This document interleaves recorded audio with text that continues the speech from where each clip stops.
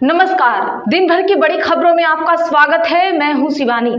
आज की खबरों में बात होगी वंदे मातरम पर बहस, मोदी का चुनावी ड्रामा, प्रियंका ने उड़ा दी धज्जियां, गर्व से राहुल का सीना चौड़ा की, और भाजपा सरकार के खिलाफ आरएसएस का फूटा गुस्सा, रक्षा लेकर उतरे हिंदू भी, साथ ही मोदी नीतीश के मंत्रियों का बड़ा घोटाला आया सामने। वहीं बाबरी मस्जिद के लिए दान में मिला अंधा पैसा, फट गई बीजेपी की आंखें की। साथ ही खबर के अंत में बात होगी सीएम पद के लिए देने होते हैं 500 करोड़, सिद्धू की पत्नी के खुलासे से मचे हड़कंप की। इसी के साथ आज दिन भर की सभी बड़ी और प्रमुख खबरों को जानेंगे विस्तार से। उससे पहले एक नजर सुर्खियों पर। प्रियंका का सवाल, वंदे मातरम पर आज बहस क्यों? जितने साल मोदी पीएम उतने साल नेहरू जेल में रहे। मोदी बोले नेहरू जिन्ना के सामने झुके। अर्ध कुंभ विवाद पर स्वामी आनंद स्वरूप बोले अखाड़े कुंभ की शोभा, महामंडलेश्वर को निकालना जल्दबाजी, हिंदू राज्य पर मंथन का समय। एसआईआर प्रक्रिया और तमिलनाडु में 84 लाख वोटर्स के फॉर्म जमा नहीं कर सकता है नाम। बंगाल में ये संख्या 54 लाख से ज्यादा हुई। 11 दिसंबर है लास्ट डेट। पार्टी की कमान संभाले निशांत, पटना में लगे पोस्टर। नीतीश कुमार के बेटे की एंट्री की अटकलें तेज। मोदी बोले कांग्रेस ने वंदे मातरम के टुकड़े किए। 60 मिनट के भाषण में 13 बार कांग्रेस, 7 बार नेहरू और 3 बार जिन्ना का किया जिक्र। प्रियंका का भाषण सुनो, वंदे मातरम पर चर्चा के बीच राहुल गांधी का 4 शब्दों में जवाब।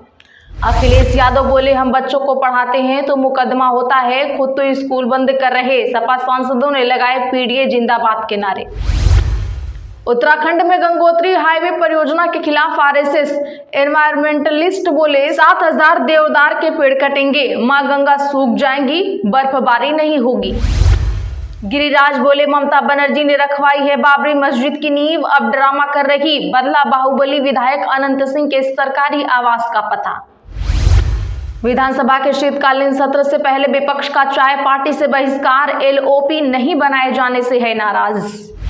ब्राह्मण बेटियों वाले विवाद में कूदी सांसद की एक्स गर्लफ्रेंड, चंद्रशेखर को बताया फर्जी। अंबेडकरवादी रोहिणी बोली ब्राह्मण की बेटियों से शादी करके उनका क्या सम्मान करोगे।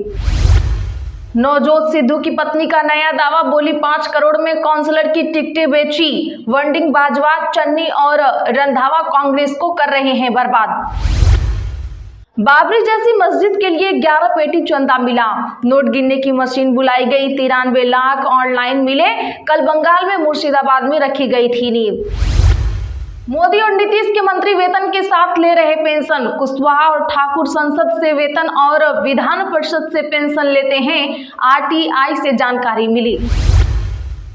उन्हें किसी मानसिक अस्पताल में भर्ती करवा। नवजोत कौर के 500 करोड़ में कांग्रेस के सीएम बनाने वाले पर डीके का पलटवार। तेज प्रताप ने कपड़े फड़वाए, न्यूड वीडियो भी बनवाया। तेजू भैया के फैन ने कहा हम महादेव मानते थे, उन्होंने सरकारी बंगले में खूब पिटवाया। हैदराबाद की सड़क का नाम ट्रंप एवेन्यू रखने का प्रस्ताव, गूगल और माइक्रोसॉफ्ट के नाम भी प्रस्तावित। भाजपा बोली पहले शहर का नाम भाग्यनगर करें। महाराष्ट्र में कुणाल कामरा के खिलाफ विशेषाधिकार हनन की कार्रवाई, डिप्टी सीएम शिंदे पर टिप्पणी की जांच करेगी समिति। पाकिस्तान बोला जयशंकर का बयान उकसाने वाला, विदेश मंत्री ने कहा था पाक आर्मी भारत की कई समस्याओं की वजह। थाईलैंड ने कंबोडिया पर एयर स्ट्राइक की, ट्रंप ने 2 महीने पहले ही सीज फायर करवाया था। दोनों देशों में शिव मंदिर को लेकर हुई लड़ाई। इंडिगो का संकट, 7वें दिन भी 500 प्लस फ्लाइट कैंसिल। राज्यसभा में सिविल एविएशन मंत्री बोले सख्त एक्शन लेंगे। इंडिगो की बेंगलुरु और वडोदरा फ्लाइट में कबूतर घुसा। चलिए जानते हैं अब बड़ी और प्रमुख खबरों को विस्तार से। उससे पहले वीडियो को लाइक करें, साथ ही आपसे रिक्वेस्ट खबरों को आखिर तक जरूर देखें। प्रियंका का सवाल, वंदे मातरम पर आज बहस क्यों? जितने साल मोदी पीएम हैं उतने साल नेहरू जेल में रहे। जी हां, बता दें कि लोकसभा में आज वंदे मातरम के 150 साल पूरे होने पर जारी चर्चा में प्रियंका गांधी ने सवाल पूछा कि ये गीत 150 साल से देश की आत्मा का हिस्सा है, 75 सालों से लोगों के दिल में बसा है, फिर आज इस पर बहस क्यों हो रही है? मैं बोलती हूँ क्योंकि बंगाल का चुनाव आ रहा है, मोदी जी को उसमें अपनी भूमिका निभानी है। मैं कहूँ मोदी जी अब वह पीएम नहीं रहे जो पहले थे। जहां तक नेहरू जी की बात है, जितने साल मोदी पीएम रहे उतने साल नेहरू जेल में थे। इससे पहले चर्चा की शुरुआत में पीएम मोदी ने कहा कि कांग्रेस ने वंदे मातरम के टुकड़े किए। जवाहरलाल नेहरू जिन्ना के सामने झुके थे। वंदे मातरम आजादी के समय से प्रेरणा का स्रोत था, तो फिर उसके साथ पिछले दशक में अन्याय क्यों हुआ? वहीं सपा प्रमुख और सांसद अखिलेश यादव ने कहा, जिस वंदे मातरम ने आजादी के आंदोलन को जोड़ा, आज के दरारवादी लोग उसी से देश को तोड़ना चाहते हैं। वंदे मातरम गाने के लिए नहीं बल्कि निभाने के लिए है। ऐसे में जब राहुल गांधी से इस पर प्रतिक्रिया मांगी गई तो इस पर राहुल गांधी ने गर्व से महज 4 शब्दों में जवाब देकर किनारा कर लिया। संसद पहुंचे राहुल गांधी जी से जब वंदे मातरम पर सवाल पूछे गए तो उन्होंने कहा, प्रियंका का भाषण सुनो। यह कहकर राहुल गांधी चलते बने।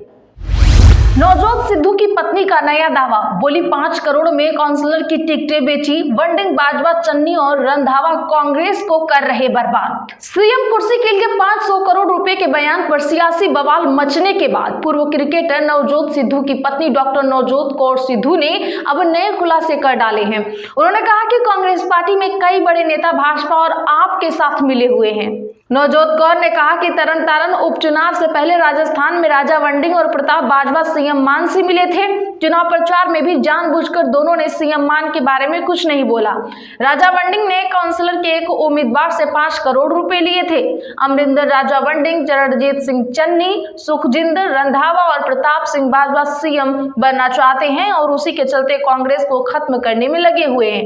ये दावे उन्होंने एक चैनल को दिए इंटरव्यू में किए हैं। उधर नवजोत कौर के दावे पर कांग्रेस सांसद सुखजिंदर सिंह रंधावा ने पलटवार किया। उन्होंने कहा कि मैं उनके बयान से हैरत में हूं।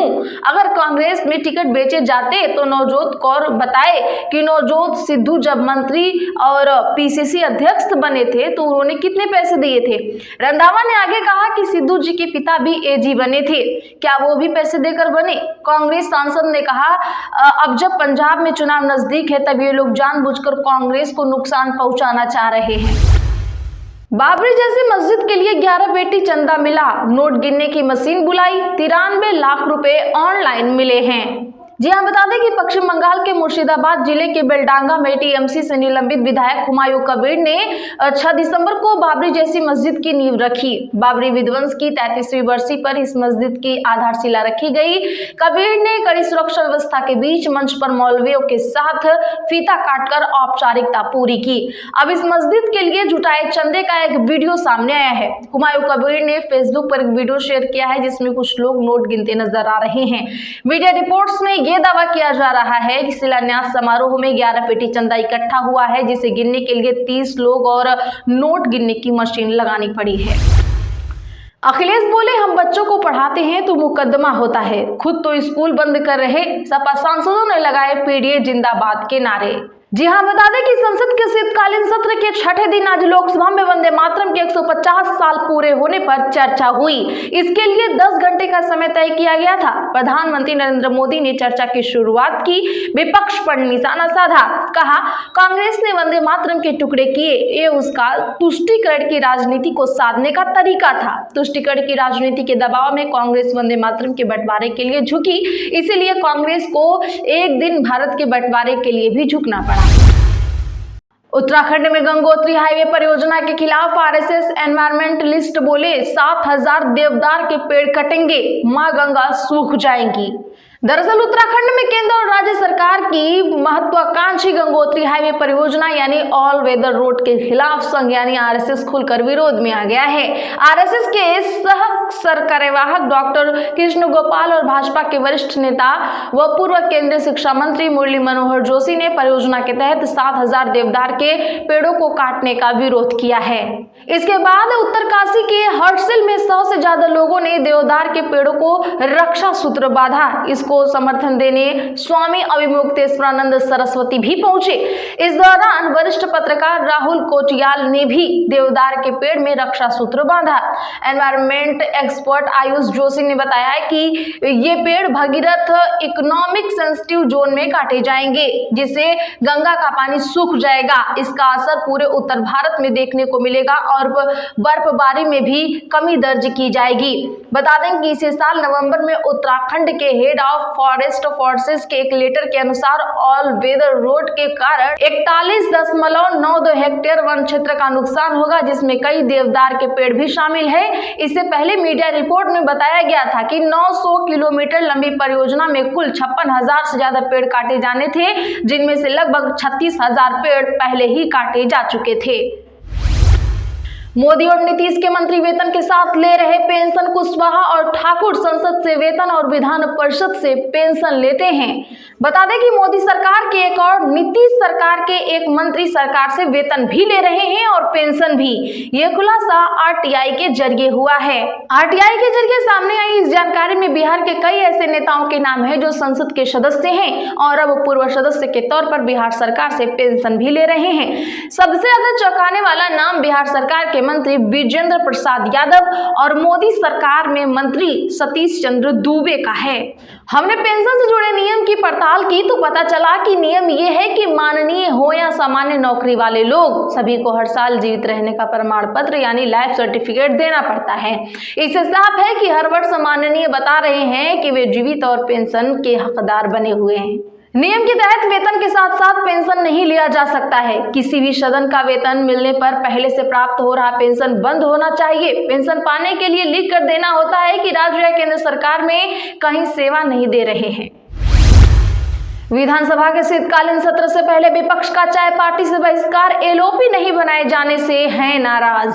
बता दें कि महाराष्ट्र में शीतकालीन सत्र से एक दिन पहले राज्य सरकार की परंपरागत चाय पार्टी का विपक्ष ने बहिष्कार कर दिया है। विपक्ष ने इसे लेकर ठुकराया है क्योंकि राज्य विधानसभा और विधान परिषद में विपक्ष के नेता की नियुक्ति नहीं की गई है।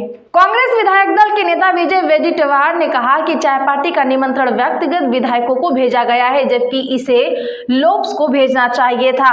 यह संवैधानिक पद है और इसे खाली रखना संविधान के प्रति अविश्वास दिखाता है। तो आज के लिए बस इतना ही। ऐसी ही खबरों के लिए चैनल सब्सक्राइब कर लें और बगल में घंटी के निशान को दबाना ना भूलें। वीडियो को लाइक शेयर जरूर कर दें।